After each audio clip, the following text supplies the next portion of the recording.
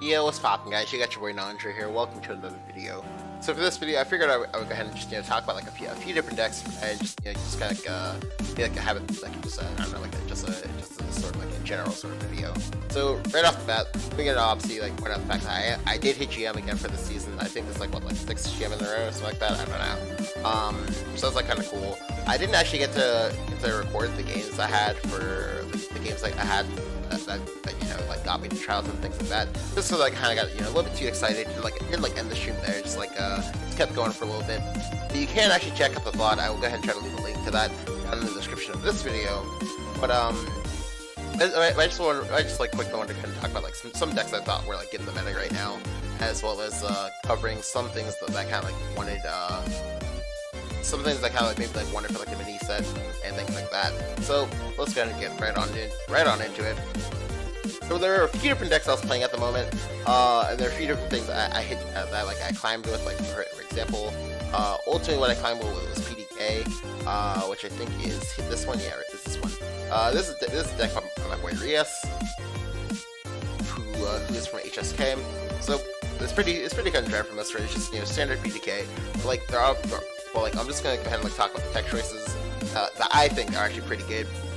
So first off, right off the bat, Zoe.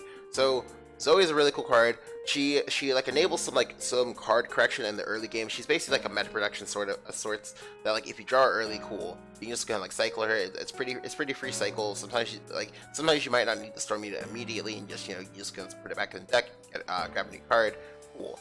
Additionally, for Zoe, sometimes you just get to bullshit your opponent into a loss by just going like, Zoe, you can't die. They can't. It's hard for them. It's hard for them to like click your Zoe and to boom. Ozzy Haka, congrats. You took 12. Ha ha ha ha. I win. That's pretty funny and pretty cool. The other ones I want to talk about is obviously like Star Phoenix. Star Phoenix from Square Enix, like this card has been pretty PogChamp. I've enjoyed this card a lot. I knew this card was gonna be pretty good, and it has not disappointed me.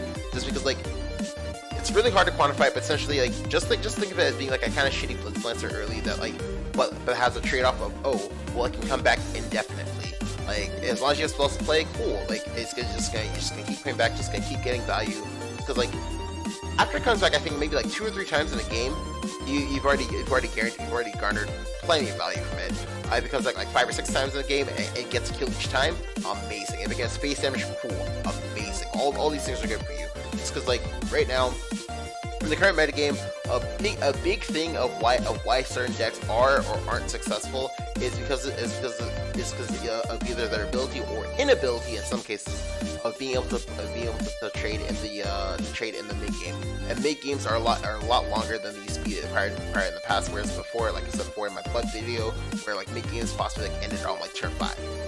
Shortest mid game ever. Just turn 6 is like late game. So that's crazy, right?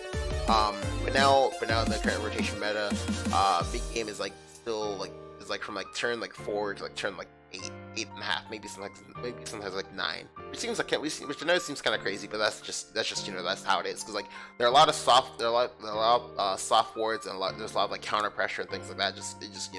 It makes it better. It makes it more incentivizing for you to want to trade and not not go face. Because there are certain board states you just have to adjust. You just have to be afraid of them. And so as a result, the card is great. I love the card a lot. Aficionado. So Aficionado, yes, I've seen some people play this. I've seen some people not play this. But I like this card right now just because, like I said before, it helps in the whole.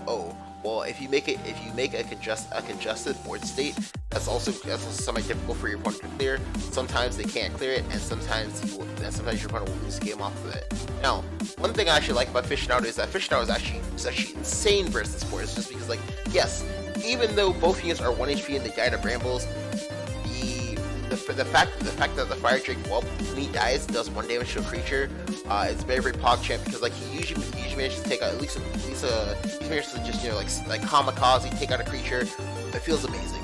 The other reason why Aficionado is great is because Aficionado lets you do the PDK plus activate plus play 2 triggers in the same turn on 7. That's a very big deal. I think there's like one other aspect I like about this card. Oh, is that you can play it on 3. You play it on 3. It's very, very hard for your opponent to deal with because like you get to trade with the weight. You get to trade with the whelp. Because again, the whelp essentially on a clear board state, or I guess like a narrow board state, he'll do 2 damage to a unit. So most times in the early game, I'll basically kill a unit and allow your 2-1 to go face, and that's good. If you go first, it feels amazing. It's utterly amazing, man. What else? The other card I wanted to go ahead and cover was actually Aliza. Aliza is actually a very, very big one. I said before with Star Phoenix. Star Phoenix is essentially like Star Phoenix is kind of like a it's more like a carrot actually. It's more like a carrot that has rush, and whereas like Aliza is like a Blitz Lancer / Geno. So Aliza in the early game pre 7 mana is Blitz Lancer. Post 7 mana is essentially a much stronger, much more annoying Geno. Just because again, it costs 3 mana. 3 mana is less than 4 mana. Additionally, it hits for 4. Additionally, it also kind of works like, say, what's this card called again? Damn, I don't remember the card's name. But it also kind of works like it's a ward. I'm trying to remember the card's name. I don't remember the card's name. Oh well. Just because like the flash effect on the fanfare when it's an overflow, people have not seen this card yet, so they just like don't know how that works. But let me go and like break it down to you. What that means is that if Aliza trades into a 1-attack unit, Aliza essentially takes no damage and only gets stronger. Like so what that means is that berries. Oh cool. Go ahead and feed my Aliza. Puppets. Go ahead and do no damage and waste your puppets and feed my Aliza. More than once when I was playing this deck, did I have people go ahead and just toss down two puppets, expecting to clear it, and then boom, it did nothing. It didn't clear it, and it just became like a 7-attack unit, and just like smack them in the face for lethal next turn. So, it felt very, very satisfying to have that happen. Additionally, it's a rush unit. It's a rush unit that lets you like make trades.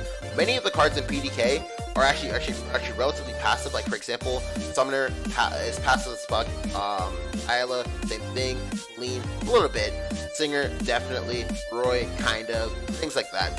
And that's one thing that kind of hurts you because again, like I said, you want to be able to trade where possible instead of allowing yourself to get traded into. Because you do not want to be like allow your opponent to make trades. You want to be the person making the trades. Because like if you control the board, you can do whatever you want to do. You know, you can play it on PDK, you can play it on Aussie, you can do all these like crazy things. You just like give yourself the freedom and the space to do so. And that's the biggest thing about this deck. Lastly, the card I want to talk about is Zernitra. Zernitra is insane. Zernitra is literally like Dragon Ektar or Dragon Arthur, however you want to call it. It doesn't matter. Like so many games have I just like won off the back of I played Zernitra on 5, I evolved it, I full cleared their board. And they just conceded. They just straight they were like, nah, fuck this, I don't want no smoke, and they just like left. And that's a very, very big deal. Just because quite simply, like it's a lot of stats. It's like to break it down for you, Zernitra has the same amount of stats that Ektar would give you. And as you already know, Koshin Seo, Ektar was a problem. Same thing as Arthur. It gives you comparatively close stats to Arthur as well. Of course, not on as many bodies, but the bodies do not matter. What matters is that this is something that Dragon is doing to Dragon of all classes. People do not expect this, so they get caught with their pants down and just let you get some very, very cheesy wins. It feels very, very great.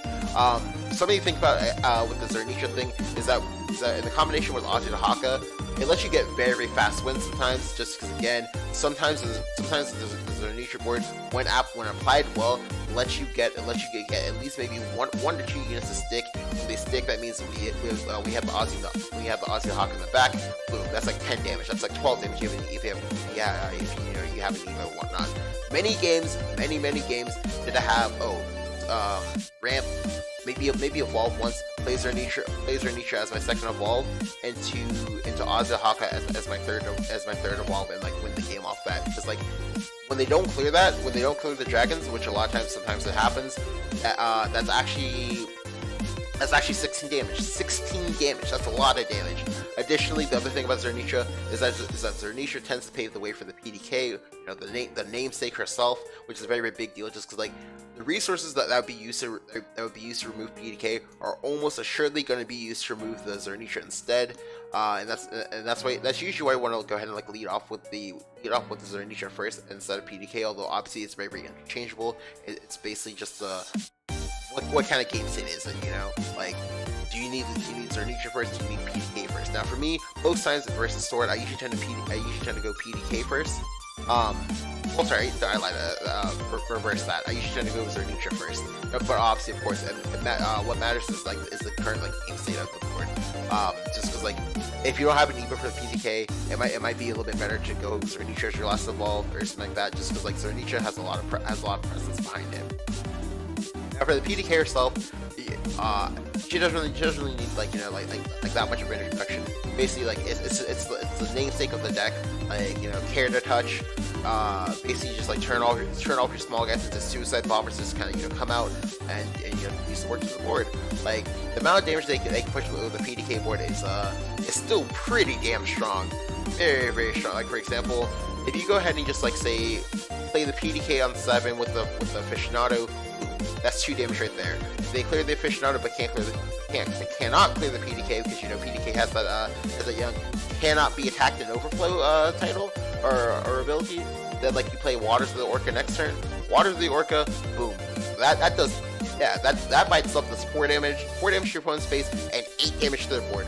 Many board states do not survive getting pinged down for 2 damage, as you've already seen from that Tanker Shrine. So like a lot of times what happens, boom. Their board is just gone. You just go ahead and smack them in the face. So if you, so again, assuming that you like pre-evolve the PDK like you should in most matchups, that's 2 damage, 4 damage. That's 9 damage. It's 9 damage across like 2 turns, and you have a lot of board pressure. You have a lot of like board tension as well. Just because like the PDK requires very, very specific answers.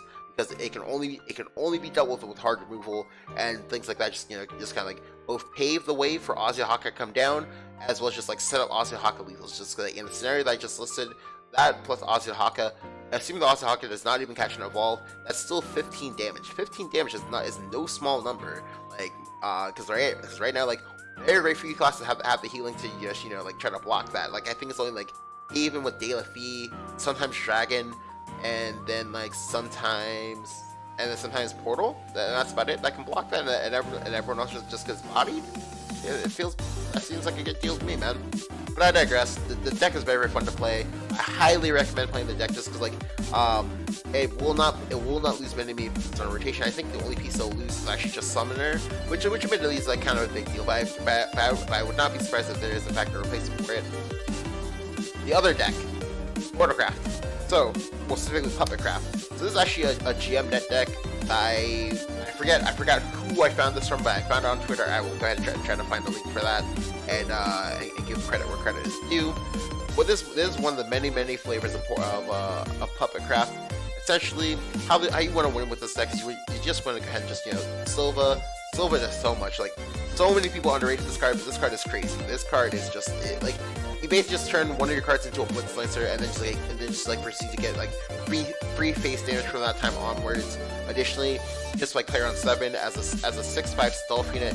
6/5 is quite a strong stat line. And there's Orcus. Orcus is actually pretty insane as well, just because like again, one of the critiques against Orcus is that, oh, well, what if my opponent's like still at 20? I guarantee you, if you silva your opponent on like 3 and then silva them again like on maybe on turn 4, turn 5, something like that, they will not be at 20. They'll actually be very, very low. And most times the first Orcus you play or first Noah you play should be enough to kill people. That's a very, very big deal. Now, part of why this deck works is because like puppets are free resources, and there are a lot of different ways to generate puppets. You have Lakoko, you have Sub, you have Hamlin, you have Flowerdoll, you have Automaton Knight, you have Heartless Battle. Additionally, there's a lot of wards that the deck can make as well. So not only can the deck afford to play very, very aggressively, it can also afford to play very, very defensively when they need to. Just because like it's not uncommon for them to be able to make like surprise 10 HP wards, because they have like say I played like Nicholas on 6 and Nicholas on 8, 2 5/5 wards. Good luck getting through it. or like say Heartless Battle on 7 to go ahead and play Lloyd. Boom. 1/7 Bane Ward. Good luck getting through while still throwing your board. That's very, very scary because additionally on top of all that, they can heal because they have the Orcus for the Resolute form. That they can let you play Lloyd the Android and get some heal off of that as well. Strong plays. Like these plays are sometimes just like too monk-ass to get through. Because in addition to all of that, they also have a very, very strong mid game as well. So the deck is very, very fire, very, very fun to play. Maybe not as fun to play against because like it's a very, very common mirror right now. But still pretty rewarding for if you're like pretty good at like technical stuff and also are good at getting and also good at getting but not getting good at doing but not getting double sold and things like that. So it's you know kind of cool. What else? Haven. Yeah. So Haven is another big one. As most of you already know, like Tanker Shrine was like broken and whatnot. Like, yes, Tanker Shrine still works. It's not as common, but it does. But you can definitely still play it. It's definitely still pretty strong. But I wanted to go ahead and cover Summit Temple just because I know Summit Temple for me is very, very near and dear to my heart. Because like it's an archetype that kind of like prophesies would like come through and turn out to be very, very strong. And it is. It's still very, very strong. It's a very strong mid-range deck that does require a little bit of nuance here and there. You know, a little bit of finesse. Essentially, like the core of the deck has not changed at all, with the exception of well now you no longer play Aether. Instead, you like play things like say De La Fee if you need to, as well as like White Fang Temples, things like that. One new addition is Garuda. Garuda is very, very nice. Like essentially, you want to like think of Garuda as like your Heavenly Knights number 3, 4, number 4 and 5 most times, just because like it does comparable damage to Heavenly Knight if you have like amulets up, and most times you tend to in the late game, like when you're bricking, just have a lot of like random like nonsense amulets that just kind of come down and or just kind of sit around, maybe say like globes randomly in the late game or like Carapace in the late game, and it's not uncommon for Garuda to like sometimes come down and just 6 to 9. That's like still pretty good indeed. There's still the Hind. Time is broken, like Amulet Christmas is just too good. Amulet Christmas where you just like play like out like say things like say Carapace and Tea Time and just go and like blow them up to go ahead and get the tokens from this. Like Marcher Sea Time is still a very, very strong card, especially when you can like go Marcher Sea Time on 5 into Marcher Sea Time on 7 and maybe say either pop this or pop this. Good times. It's still pretty flexible. It still gives you a lot of nuance on how you want to win some of your games. Now, contrary to popular belief, you do not always have to go multiple nights into the face to win a lot of games, unless just very, very unfortunate things happen, or conversely, unless you just like have the or unless you just happen to have them in hand. You smoke them if you got them. Let's see what else is good. This Forest.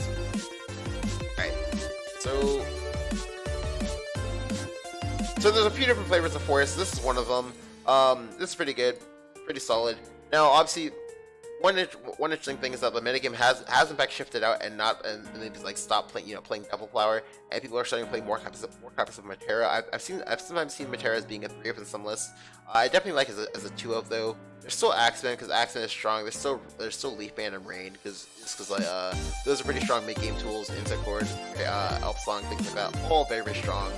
But let me show you guys the more like updated list. I think this this is actually the list my boys included. Rain used to GM. I think it was like 2 or 3 weeks ago.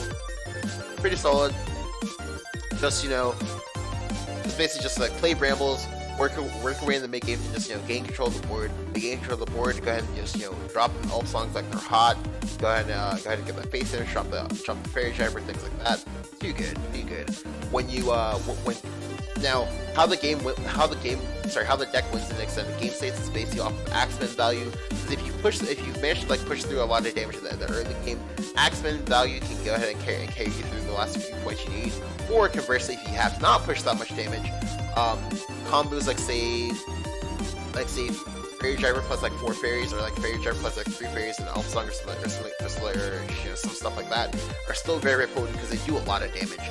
Even just Fairy Driver, Fairy, Elf Song is like, I think, how much is that? It's like 8 damage, right? Yeah, it's like 8 damage. 8 damage for like 8 mana. 8 damage for 8 mana is very, very strong. And conversely, of course, obviously, if you have 10 mana, you'll be playing up the 2 extra fairies, and that's actually what is that, 12 damage, 14 damage, something like that, off of like what, like 4 cards. Feels very amazing, man. Feels damage, man. Lilacs are still played just because lilacs are very strong versus forest. And they're pretty decent versus portal, but not as much. Things like that. Just because like this deck, like again, you want to be able to take over to take over the mid game. Just because like right now, he who controls the mid game is the person who most likely controls the pacing of the game and probably will decide how the game ends. This is a very big deal right now. Lastly, of course, there's also Rune. Now, there's two different like Rune decks you can play. There's like classic Spellboost Rune with Chimera. I've actually seen a few like dirt lists as well, but I actually do not have the list copied right now. But this is the most common variant of Rune that you'll see right now, just because as the title implies, deck yourself. Or actually, sorry, deck yourself, fool. And in which they try to draw basically more or less their entire deck, then go ahead and play and just like spam the crap out of Abyss Summoner, just because Abyss Summoner, as I said before in my card review video, it would be a very strong win condition, and it is, because it's a lot of stats all at once, and coupled with that of Flame Destroyers and whatnot, you have a very Daria-esque situation on your hands, in which oh, well, that's a lot of 6/6s and 7/7s and 5/5s you have. Oh, how do I deal with this? Well, you don't. You just die, and it's still just, you know, it's very powerful. Now, nice things about the deck is that it has a pretty good sword matchup, just because Abomination Awaken is very spicy, it's very strong. It just puts in the work. Just like triggering surprise triggers on Abomination Awaken like win games. Especially when we have like things like say Flame Destroyer to back it up. Very strong, very potent. But yeah. So this will probably go ahead and so this like concludes like some of the decks that I've like seen to be like effective. Now I don't know how often I'm gonna do something like this, in which I'm just gonna you know, give you like a quick summation of what these decks do, because like I know sometimes you guys might be like, oh well, go ahead and like play the deck as well, right? But I don't know if I have time to play like all these decks and things like that. But just, you know, let me know how you guys like this like style of video. Do you guys like it? Do you guys hate it? If not, if yes, cool, let me know. If no, cool, tell me why.